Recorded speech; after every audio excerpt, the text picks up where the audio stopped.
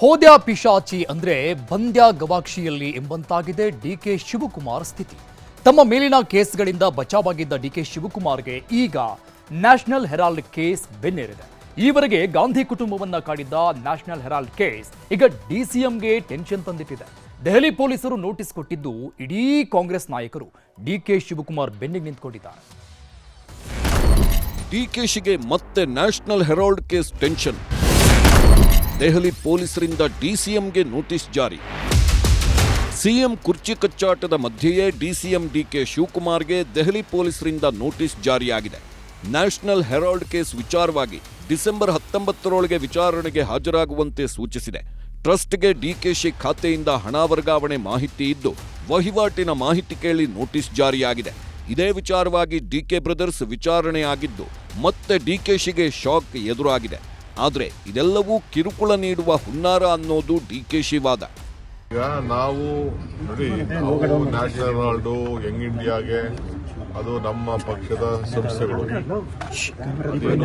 ನಾವೆಲ್ಲ ಕಾಂಗ್ರೆಸ್ಸಿಗರು.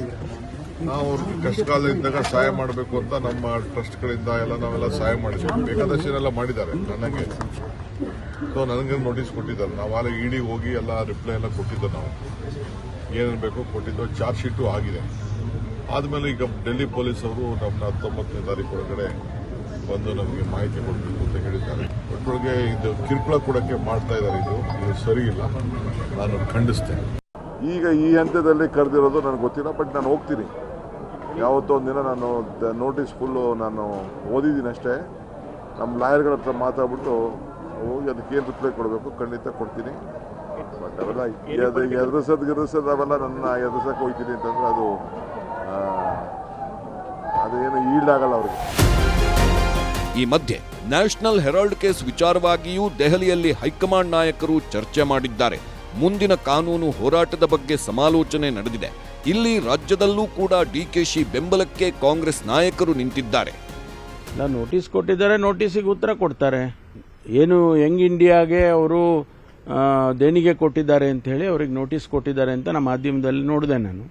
ಅದಕ್ಕೆ ಉತ್ತರವನ್ನು ಅವರೇ ಕೊಡಬೇಕಲ್ವಾ, ಕೊಡ್ತಾರೆ. ನೋಡಿ, ಡಿ ಕೆ ಶಿವಕುಮಾರ್ ಅವರು ನ್ಯಾಷನಲ್ ಹೆರಾಲ್ಡ್ ಅದು ನಮ್ಮ ಕಾಂಗ್ರೆಸ್ ಪಕ್ಷದ ಒಂದು ಪತ್ರಿಕೆ. ಅದಕ್ಕೆ ಡೊನೇಷನ್ ಕೊಟ್ಟರೆ ತಪ್ಪೇನದು? ಆಯ್ತು, ಕೊಡ್ದು ಉತ್ತರ ಕೊಡ್ತಾರೆ. ಸೋರ್ಸ್ ಕೇಳ್ಬೋದು ಭಾಳ. ನೀವು ಸೋರ್ಸ್ಕಿಂತ ಏನೋ ಹೆಚ್ಚಿಗೆ ಕೇಳೋಕ್ಕಾಗಲ್ಲ. ನೀವು ಕೊಟ್ಟಿದ್ದಂಥ ಹಣ ಚೆಕ್ನ ಕೊಟ್ಟಾರ. ಚೆಕ್ನ ಕೊಟ್ಟದ್ದು ಕೇಳ್ತಿರಲ್ಲ, ಏನು ಕ್ಯಾಶ್ನ ಕೊಡಬೇಕಾಗಿತ್ತಾ? ನ್ಯಾಷನಲ್ ಹೆರಾಲ್ಡ್ ವಿಚಾರ ಇರ್ಬೋದು, ಯಂಗ್ ಇಂಡಿಯಾ ವಿಚಾರ ಇರ್ಬೋದು, ಇಡೀ ವಿಶ್ವದಲ್ಲೇ ಭಾಳ ಒಂದು ವಿಶಿಷ್ಟವಾದಂಥ ಪ್ರಕರಣ ಇದೆ.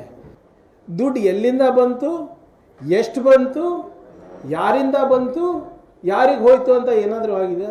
ಇದು ಯಾಕೆ ವಿಶಿಷ್ಟ ಪ್ರಕರಣ ಅಂದರೆ, this must be the only money laundering case in the history of India where there is no money. ಈವರೆಗೆ ಗಾಂಧಿ ಕುಟುಂಬವನ್ನ ಕಾಡುತ್ತಿದ್ದ ನ್ಯಾಷನಲ್ ಹೆರಾಲ್ಡ್ ಕೇಸ್ ಈಗ ಸಿಎಂ ಕುರ್ಚಿ ರೇಸ್ನಲ್ಲಿರೋ ಡಿಕೆ ಶಿವಕುಮಾರ್ ಬುಡಕ್ಕೂ ಬಂದು ನಿಂತಿರೋದಂತೂ ಸುಳ್ಳಲ್ಲ.